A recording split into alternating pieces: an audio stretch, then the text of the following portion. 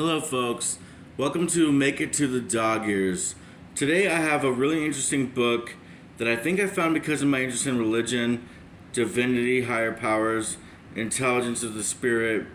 And so, this one is An Unquenchable Thirst, following Mother Teresa in search of love, service, and an authentic life by Mary Johnson. Let's read the back. Advanced praise for an unquenchable thirst. Readers will find themselves transported into another world by this powerful, revealing memoir. An aspirant to the missionary of charity at age 19, the author spent 20 years living a life both extraordinarily simple and heart-wrenchingly complex. Johnson skillfully demonstrates the juxtaposition through her writing. Mundane events, as gathering eggs or learning to play the piano, often have tragic and miraculous implications. Johnson's memoir is exceptional. Covers Reviews starred review. Johnson brings readers close to her story, showing her triumphs and temptations.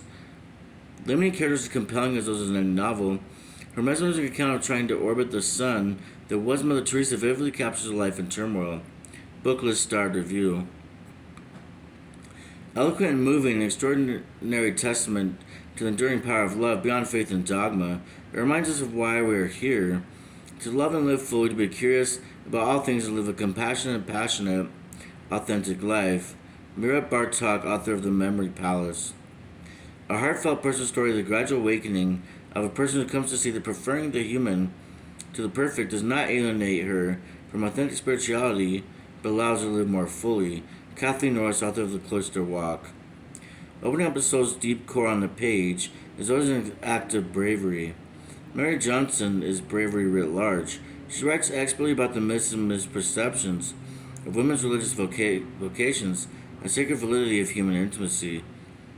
Brenda Clark, author of Stand the Storm. Let's read the front of it.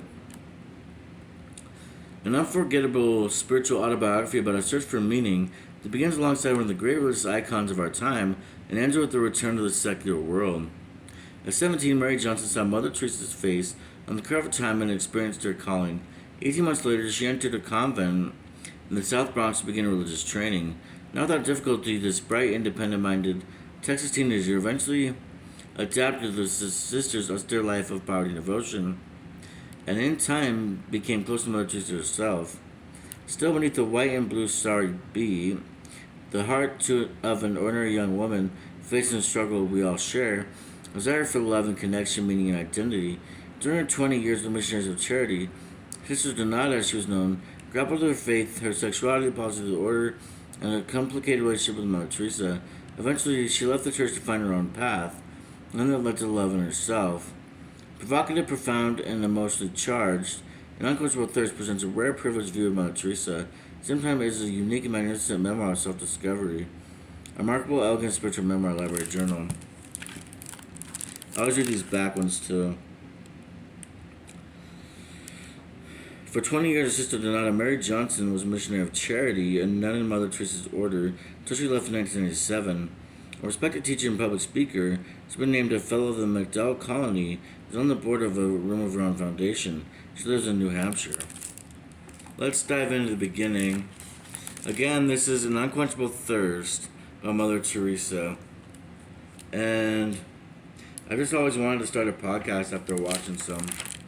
So I started one. It's called Make It to the Dogears. It's about those dog ears we put on. So, author's note. I chose these stories from many so that the reader may enter more seamlessly into my experience. I've reconstructed conversations. Dialogue is not meant as a direct quotation. No one who appears in these pages expected that I would one day recount conversations and events that they assumed would remain private. Out of respect for them, I sometimes disguise names and identities. Missionaries of Charity, in these pages held elected or appointed office, appear in their real names to others who played largely public roles. To all my sisters everywhere. All people hunger for love, whether a Christian or Muslim, Hindu or atheist. Mother Teresa of Calcutta. I came that they may have life and have it to the full. Jesus of Nazareth. This is the introduction. Summer 2007. I was in New York on my way to meet a literary agent when Mother Teresa's stubborn brown eyes stopped me at a newsstand on West 23rd Street. Handed $5 to the guy in the kiosk. If I still believe in signs, this would have been a big one. Mother stared out from the cover of Time magazine, Neither identical expression her face upon the last time we'd spoken, a little over 10 years earlier. I saw disappointment in her eyes.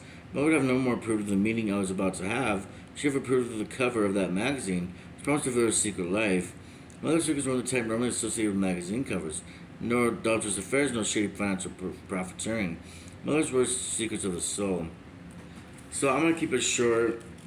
I think I want to do either another book or I didn't lose my attention, but I just want to stop the video.